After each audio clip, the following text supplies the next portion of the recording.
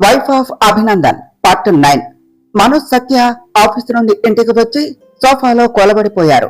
సత్య, ఒక కాఫీ తీసుకుని రావా ప్లీజ్ అని అడిగింది మనో. నువ్వు నన్ను అడిగావు, నేనెవరిని అడగాలి అన్నది సత్య. అబ్బా ప్లీజ్ సత్య అని బ్రతిమలాడింది మనో. నా వల్ల కాదు, నేను చాలా స్ట్రెయిన్ అయ్యా, సో నువ్వే కాఫీ పెట్టావు. అసలే పొద్దున్న నుండి నీ హీరోని చూసి సంబరపడుతున్నావుగా అన్నది సత్య.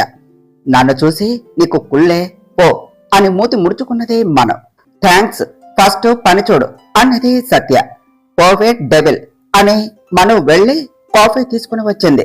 ఇద్దరు కాఫీ తాగారు. అమ్మా ఇప్పుడు ఫ్రెష్ గా ఉంది మనం అన్నది సత్య. మనం మింగేసేలా చూసింది. అలా మింగేసేలా చూడకే బాబు అని సత్య అన్నా సరే మనం అంతే చూడటంతో నేను రూమ్ లోనికి వెళ్తున్నా బాయ్ అని చెప్పి అక్కడ నుండి పరిగెత్తుకుంటూ వెళ్లిపోయింది సత్య. కన్నయ్య, అమ్మ వాళ్ళు ఎలా ఉన్నారు, ఎప్పుడంట వచ్చేది ఇండియాకు అని అడిగారు మాణిక్యమ్మ గారు. ఇంకో 1 వీక్ లో వస్తారట గ్రాని అని చెప్పాడు అభి. అర్చన ఏం చేస్తుందట, చూసి చాలా రోజులయ్యింది, ఒక్కసారి కూడా రాలేదు, అక్కడే ఉన్నది. మళ్ళీ అందరూ ఈ ఇంటిలో కలిసి మునుపటిలా ఉండేది ఎప్పుడో అన్నారు మాణిక్యమ్మ గారు. చెన్నయ్య గారు, మీకోసం కాఫీ ఇదిగోండి అని ఇచ్చింది సుబ్బులు. థ్యాంక్స్ సుబ్బులు అని కాఫీ కప్ అందుకున్నాడు అభి. కన్నయ్య అని మాణిక్యమ్మ గారు ఏదో చెప్పబోతూ ఉంటే, గ్రాని నేను ఫ్రెష్ అయి వస్తాను అని రూమ్ లోనికి వెళ్లిపోయాడు అభి. మను సత్య మాట్లాడుకుంటూ అల్లరి చేస్తూ డిన్నర్ చేసి అలా కబుర్లు చెప్పుకుంటూ ఉన్నారు. రేయ్ ఎక్కడ్రా బావా అని ఫోన్లో ఫ్రెండ్ ను అడిగాడు అభి. ఏంటి బావా ఇన్నాళ్లకు కనికరించావు, ఏమిటి సంగతులు అన్నాడు సంతోష్. ఏం లేదురా, ఎలా ఉంది వర్క్ ఇంకా బిజినెస్ అని అడిగాడు అభి. ఏదో అలా చప్పగా సాగుతుంది, ఎప్పుడు ఫైల్స్ టెండర్స్ కొటేషన్స్ అంతే, ఒక అమ్మాయి లేదు లవ్ లేదు అన్నాడు సంతోష్. మొన్న ఫంక్షన్ కి రాలేదేమిట్రా అన్నాడు అభి. లేదురా బావా, ఆ రోజు బిజినెస్ మీటింగ్ పని మీద ఢిల్లీ వెళ్ళాను అని చెప్పాడు సంతోష్. రేయ్ సొల్లాపరా అన్నాడు అభి. నమ్మరా బావా, ఏమిటి సంగతి అని అడిగాడు సంతోష్. ఏమీ లేదురా అన్నాడు అభి. బావా మందేద్దామా అని అడిగాడు సంతోష్. వేద్దాంరా అన్నాడు అభి. నాకు తెలుసురా, నువ్వు నాకు ఫోన్ చేసావంటే డిస్టర్బ్డ్ గా ఉన్నావని, ఇంకో 10 మినిట్స్ లో అక్కడుంటా అన్నాడు సంతోష్. వద్దరా బావా, నేనే డైరెక్ట్ గా వచ్చేస్తాను. సరే బావా అన్నాడు సంతోష్. ఆఫ్టర్ 30 మినిట్స్ పబ్ లో. ఇప్పుడు చెప్పరా బావా, ఎందుకింత డిస్టర్బ్డ్ గా ఉన్నావు అని అడిగాడు సంతోష్. అదేమి లేదురా అని బాటిల్ మొత్తం ఎత్తేశాడు అభి. రేయ్ బావా ఆగరా, మరీ అంతలా తాకకు అన్నాడు సంతోష్. అభి బాటిల్ మొత్తం ఖాళీ చేసి బాటిల్ కింద పడేశాడు. వీడేమిటి ఇంత సీరియస్ గా ఉన్నాడు అని మనసులో అనుకుని, బావా ఏం జరిగింది అని అడిగాడు సంతోష్. అభి కోపంగా, నచ్చలేదురా, నాకు ఏది నచ్చటం లేదు, నాది అనుకున్నది ఎప్పుడూ నాకు దక్కదురా, అందరికీ నచ్చింది నేను చెయ్యాలి, కాని నాకు నచ్చినట్టు ఏదీ జరగదు, బాధగా ఉందిరా ఇక్కడ అని గుండెలపై చెయ్యి వేసుకుని తోలుతూ పిండేసినట్టుందిరా. నా పాస్ట్ మర్చిపోవాలి అని ఎంత ట్రై చేసినా మళ్ళీ మళ్ళీ అది నా ముందుకొచ్చి నన్ను బాధ పెడుతుంది అన్నాడు అభి. ఇప్పుడు ఏమైందిరా బావా అని అడిగాడు సంతోష్.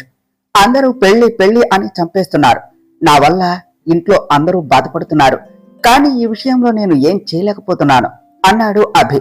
ఏయ్ బావా, పాస్ట్ ని మర్చిపోయి పెళ్లి చేసుకుని హ్యాపీగా ఉండరా, నిన్ను వద్దు అనుకున్న వాళ్ల కోసం నువ్వెందుకురా ఇలా అయిపోతావు, నా మాట విను, ఆ మనోని మర్చిపోయి నీ లైఫ్ లో మూవ్ ఆన్ అవరా అన్నాడు సంతోష్. అభి సంతోష్ వైపు కోపంగా చూశాడు. ఆ మనో నిన్ను వదిలి 2 ఇయర్స్ అయింది, ఇంకెందుకురా అన్నాడు సంతోష్. రే బావా, నిన్నొకటి అడగనా, నువ్వు నేను మనో మనమంతా కలిసి చదువుకున్నాం, నా చెల్లి అని దాని వెనుక తిరిగావు, మరి అది తప్పు చేసింది అంటే నువ్వు నమ్ముతావా అని అడిగాడు అభి. అభి అని సైలెంట్ గా ఉన్నాడు సంతోష్. నిజమే, అది తప్పు చేసింది, కానీ నా మనసు ఎప్పటికీ అది ఏ తప్పు చేయలేదు అని చెప్తుందిరా. దాని అమాయకమైన కళ్ళు చూస్తే ఏ తప్పు చేయలేదు అనిపిస్తుంది. మన కళ్ళ ముందు సాక్ష్యాలు తప్పు చేసింది అంటున్నాయి, దానితో జీవితమంతా బతకాలి అనుకున్నా, కానీ అది నన్ను మధ్యలోనే వదిలేసింది. ఇంకా నా లైఫ్ లో ఏ ఆడదానికి నా భార్య స్థానం లేదు లేదు అని అంటూ పడిపోయాడు అభి. రే బావా బావా, బాగా ఎక్కేసినట్టున్నది.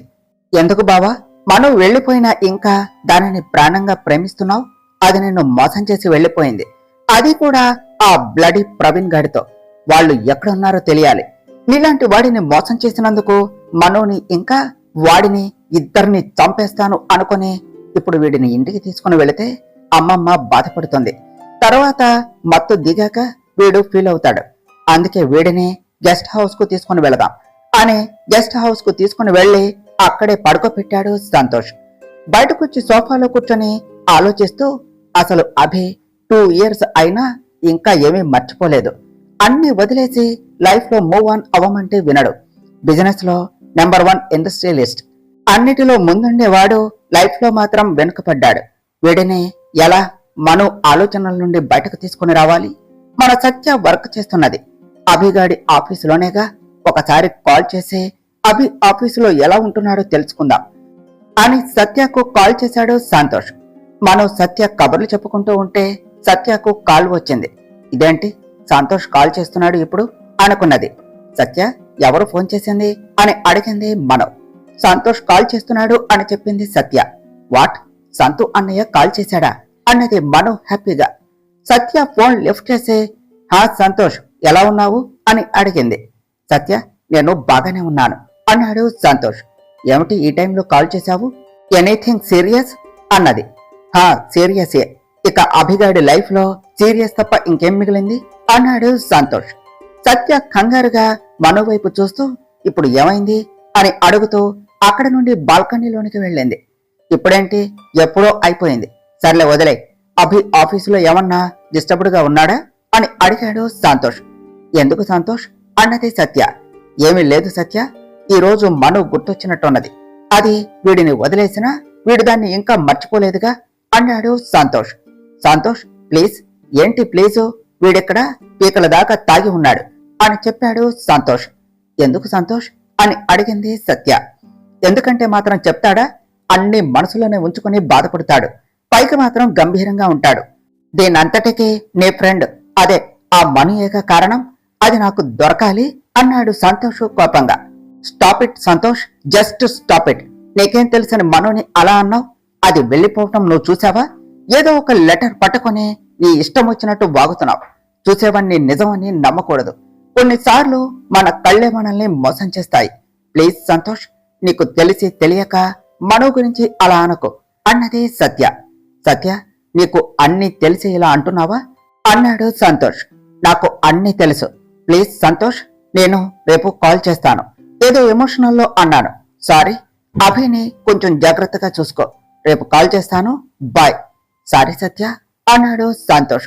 సత్య కాల్ కట్ చేసి కోపంగా మనో దగ్గరకు వచ్చి సోఫాలో కూర్చున్నది. సత్య ఏమిటి అలా ఉన్నావు? ఇప్పుడు కాల్ చేసింది సంతోష్ అన్నయ్య అని అడిగింది మనో. ఇప్పుడు సంతోష్ అన్న మాటలు చెప్తే మనో ఫీల్ అవుతుంది. అసలే ఉన్న ప్రాబ్లమ్స్ తో సఫర్ అవుతున్నది. ఇంకా తనని సంతోష్ అన్న మాటలు చెప్పి బాధ పెట్టడం ఎందుకు అనుకున్నదే సత్య. ఏమిటే అడుగుతుంటే ఏదో ఆలోచిస్తున్నావు అన్నదే మనం. ఏమీ లేదు మనం, సంతోష్ ఏదో ప్రాజెక్టు విషయమై కాల్ చేశాడు అంతే అని చెప్పింది సత్య. సంతోష్ అన్నని చూసి ఎన్నాళ్ళయ్యిందో, ఎలా ఉన్నాడు అని అడిగింది మనం. హా బానే ఉన్నాడు మనం, నాకు నీరసంగా ఉన్నది, నేను వెళ్ళి రెస్ట్ తీసుకుంటాను, నువ్వు వెళ్ళు, మళ్ళీ రేపు ఆఫీస్కు వెళ్ళాలి అన్నది సత్య. సరే సత్య, గుడ్ నైట్ అని చెప్పింది మనం. బాయ్ మను, గుడ్ డ్రీమ్స్ అని చెప్పి మనం. అందరూ నువ్వు తప్పు చేశావు అంటున్నారే, ఇప్పుడంటే నువ్వు పక్కన లేవు కానీ రేపు వాళ్ళు నీ ముందే నిన్ను అంటే ఎలా? సంతోష్ మనోని మరీ తప్పుగా అర్థం చేసుకుంటున్నాడు. మనం నిజం చెప్పొద్దు అని కట్టిపడేసింది. ఇప్పుడు ఏం చెయ్యాలి? ఒకసారి సంతోష్ని కలిసి తనని కన్విన్స్ చేయాలి. ఎలాగైనా అభిని మనోని కలపాలి. దానికి నేను తగిన సాయం చెయ్యాలి అనుకున్నది సత్య. ఉదయం 5 గంటలకు రాత్రి తాగిన మత్తు మెల్లగా దిగితే బద్ధకంగా కళ్ళు తెరిచి చుట్టూ చూశాడు. భారంగా గది నుండి బయటకు వచ్చి అక్కడ సోఫాలో పడుకున్న సంతోష్ని చూసి సంతోష్ అని పిలిచాడు. సంతోష్ నిద్రమత్తులో అని చిన్నగా పలికాడు. ఏ బావా లేవరా అన్నాడు అభి. బావా ఇంత పొద్దున్నే ఎందుకు, కాసేపు ఆగరా అన్నాడు సంతోష్. నీ లే, అసలు రాత్రి ఏమైంది, నేను ఇక్కడ ఉన్నానేమిటి అని అడిగాడు అభి. అబ్బా బావా అని కళ్ళు బద్ధకంగా తెరుస్తూ ఇప్పుడు దిగిందా రాత్రి తాగింది, అసలు అంతెందుకు తాగావు బావా, ఎప్పుడూ లేనిది అని అడిగాడు సంతోష్. అభి సైలెంట్ గా ఉన్నాడు. సరే, ఇప్పుడు అవన్నీ ఎందుకులే కాని, నిన్ను ఆ స్టేజిలో ఇంటికి తీసుకుని వెళ్ళటం బాగోదు అని మా గెస్ట్ హౌస్ కు తీసుకుని వచ్చాను. నీ గురించి ఇంట్లో వాళ్ళు టెన్షన్ పడతారేమో రాత్రి రాలేదు అని. ముందు వాళ్ళని మేనేజ్ చెయ్యి, మనం తర్వాత మాట్లాడుకుందాం అన్నాడు సంతోష్. థ్యాంక్స్ రా బావా, గ్రానీకి రాత్రి చెప్పానులే, ఫ్రెండ్ని కలవటానికి వెళ్తున్నా, మేబీ అక్కడే ఉంటాను అని, సో ప్రాబ్లం లేదు అని చెప్పాడు అభి. నువ్వు కేక బావా, సిచ్యువేషన్ ముందే ఎస్టిమేట్ వేస్తావు. సరే, ఇక బయలుదేరదామా అన్నాడు సంతోష్. పద. హా, నా కారు ఏది అని అడిగాడు అభి. నీ కారు ఇక్కడే ఉంది, నువ్వే నన్ను డ్రాప్ చెయ్యి. నా కారు రాత్రి డ్రైవర్కి ఇచ్చి పంపాను అని చెప్పాడు సంతోష్. సత్య, సత్య లే, ఆఫీస్ టైం అవుతుంది అని లేపుతూ ఉన్నది మనం. ఆగవే బాబు, నువ్వు నీ ఆత్రం, ఇంకా 7 కూడా కాలేదు అన్నది సత్య. అబ్బా, అసలే ట్రాఫిక్ ఉంటుంది, లే సత్య, మళ్ళీ నందు లేట్ అయితే ఒప్పుకోడు.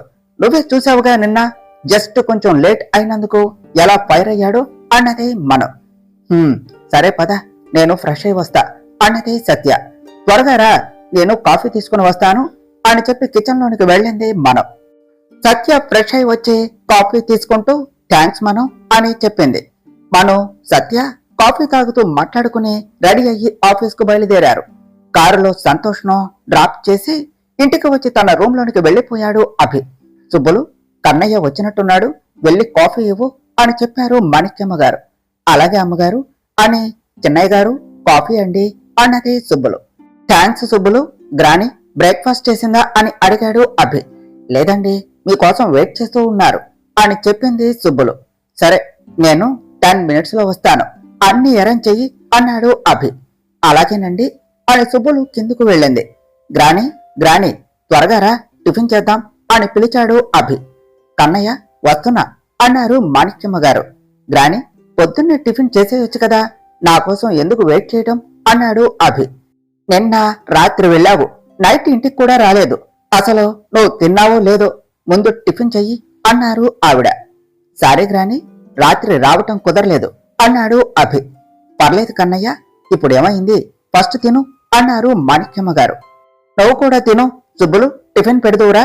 గ్రాని, నువ్వు బ్రేక్ఫాస్ట్ చెయ్యి, నాకు ఆఫీస్ టైం అవుతుంది, నేను వెళ్తాను అని టిఫిన్ చేసి బాయ్ చెప్పి వెళ్లిపోయాడు అభి.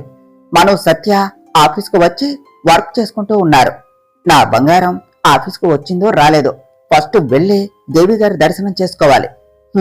నీ మనసులో ఏముందో తెలియటంలా బంగారం, ఒక్కోసారి ఇష్టం ఉన్నట్టే ఉంటావు, ఒక్కోసారి కోపంగా ఉంటావు అనుకుంటూ త్వరగా వెళ్ళాలి నా బంగారం దగ్గరకు.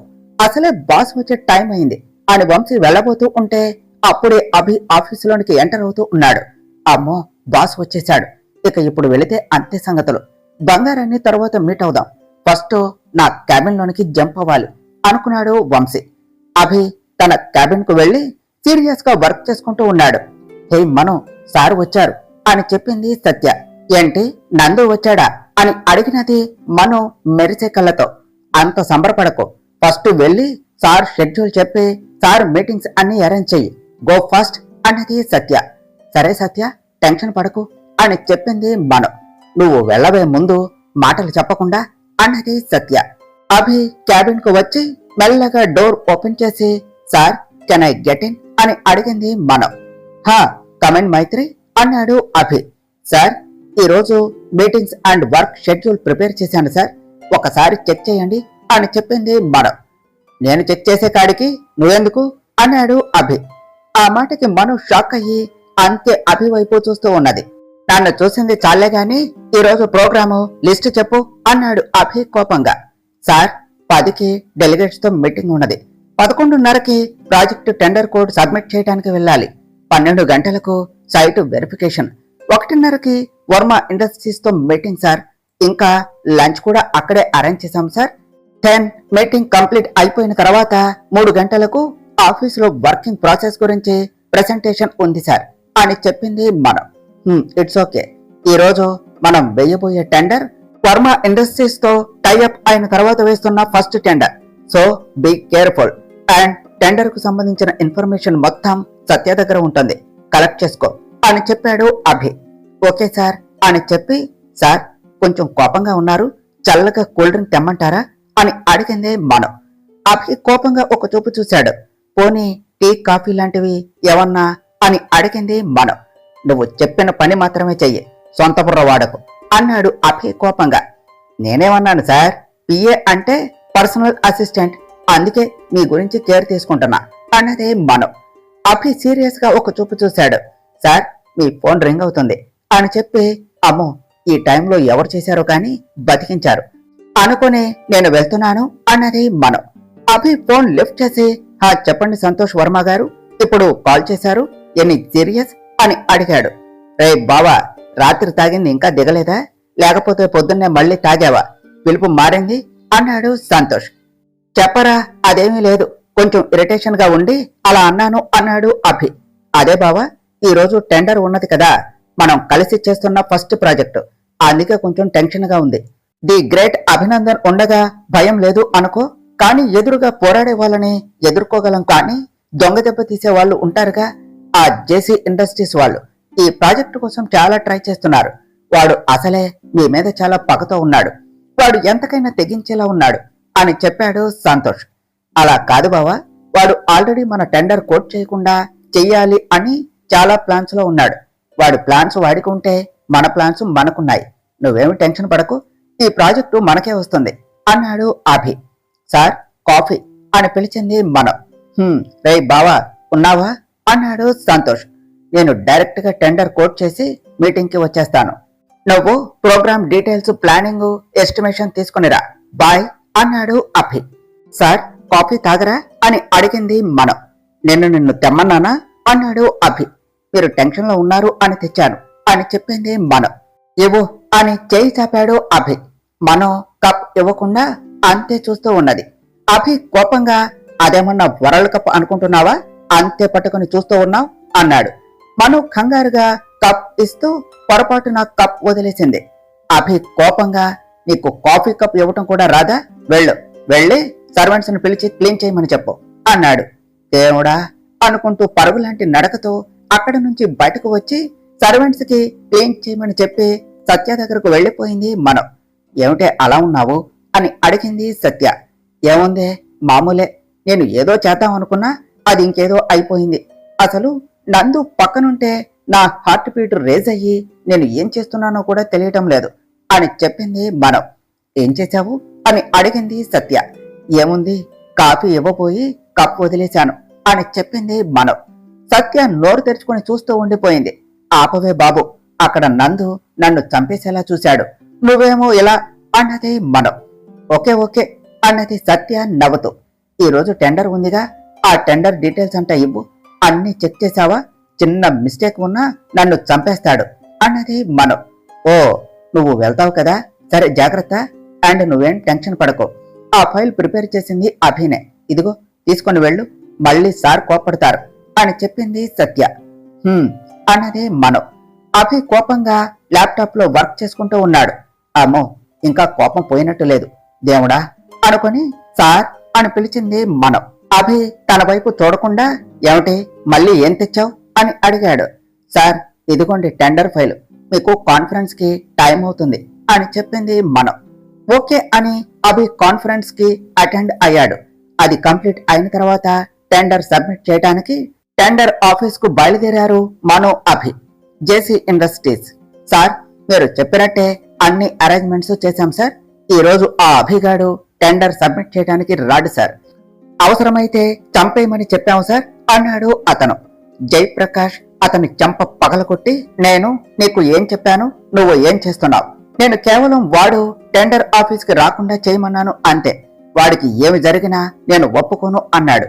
సార్ మీకు వాళ్ళంటే పగ అని ఇలా చెప్పాను సార్ అని భయంగా అన్నాడు అతను. నిజమే, వాడి మీద నాకు ఉన్నది పగే, కానీ ఆ పొగ ఒక్కసారి వాడిని చంపితే తీరేది కాదు, వాడిని చంపితే ఒకేసారి పోతాడు. మరి ఇన్నాళ్ళ నా పగ ఎలా తీరుతుంది, వాడిని చంపినా కూడా నువ్వు వాడి కళ్ళల్లో చావు భయం చూడలేవు. నాకు కావలసినది అది కాదు, వాడి ఆస్తి అంతస్తు పోగొట్టుకుని నాడి రోడ్డు మీదకు రావాలి, వాళ్ల కుటుంబానికి వీడే బలం అని నమ్మేవాళ్ళు, ఆ కుటుంబాన్ని నేను కాపాడలేకపోయాను అనే బాధ వాడి కళ్ళల్లో నేను చూడాలి. దానికోసం ఎన్ని కోట్లైనా నేను ఖర్చు పెడతాను, ఏదైనా నేను సాధించగలను అనే వాడి కాన్ఫిడెన్స్ ను దెబ్బతీసి ఫైనాన్షియల్ గా మెంటల్ గా నాది అనుకున్న వాడిదేది వాడికి అందకుండా చెయ్యాలి అన్నాడు జయప్రకాష్. సార్, ఎందుకు మీకు వాళ్ళంటే అంత పగ అని అడిగాడు అతను.